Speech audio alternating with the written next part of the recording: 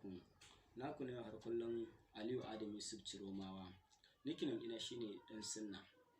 A yau zan tafi magana ta ne kai tsaye akan mai gida Adam Zango, shugaban matasan Arewa haɗa mu hadda na Kudu.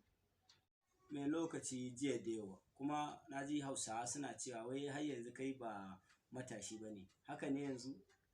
To, yanzu haka ɗaukakar da Allah ya yi wa Adam Zango ko shi kansa bai san adadinta ba, gama da farin jini da Allah ya masa a idon jama'a, like Faransa, Ghana, Nigeria, Niger da sauran ƙasashe da dama duka suna ɗaukin Adam Zango su gansa.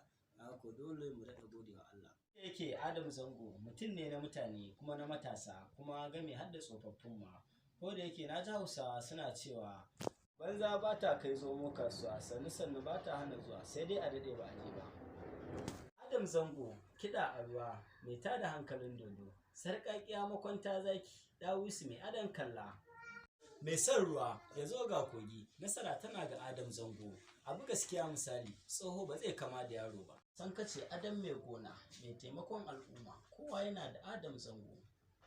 Fatan dai ɗaukakar da Allah ya ma da kuma taimakawa al'umman da kake yi zai ɗore na har abada Adam Zango.